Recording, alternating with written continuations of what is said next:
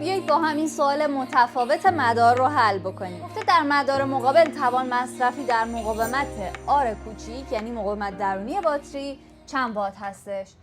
خب همونطور که میبینید یه مدار این شکلی داریم. اگر نامگذاری انجام بدیم اینجا آ، اینجا یه سیم وصله، پس اینجا هم آ، اینجا بیه، اینجا هم سی. اصلا چرا نامگذاری کردم؟ ببینید توان مصرفی توی آر رو خواسته. ما میدونیم پی برابر میشه با آر آی به توان 2.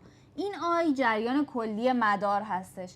پس من برای اینکه بتونم جریان کلی رو به دست بیارم باید مقاومت معادل رو هم به دست بیارم. پس برای این کار اول میام نامگذاری انجام میدم. شکل رو یه کوچولو ساده ترش میکنم ببینم کدوما با کدوما موازی ان، کدوما متوالی ان تا راحت تر بتونم مقاومت معادل رو محاسبه بکنم. باتری بین آ و سی قرار داره، پس باتری رو میذارم بین آ و سی. بی بین بی و سی به هم وصل هستن، بی رو میذارم اینجا. بین بی و سی یه دونه 2 ohمی داریم، پس اینجا یه مقاومت 2 ohمی میکشم. بین آ و بی 2 تا داریم، یه 12 تایی یه 6 تایی، پس این دوتا با هم چی هن؟ موازی هستن.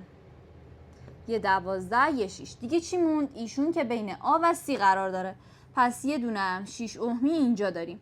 همینطور که میبینید الان این دوتا با هم موازی هن. 12 و 6 معادلش میشه 4. حالا این 4 با این 2 متوالیه، معادلش میشه 6. پس کل این شاخه یه دونه مقاومت 6 ohمی به من میده.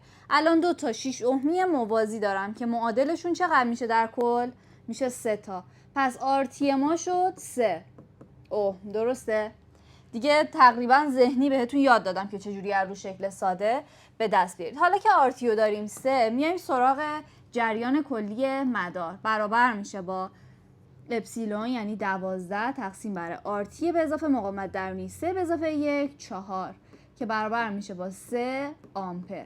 حالا که اینم دارم آر کوچولومون 1، آی شده 3 به توان 2 میشه 9، پس میشه 9 وات و گزینه شماره 2 میشه جواب این تست مدار قشنگمون. اگر تو هم تو مفاهیم فیزیک مشکل داری توصیه میکنم حتما بیای توی پیجم فالوم بکنی و از پستای بی‌نظیری که برات میذارم نهایت استفاده رو ببری.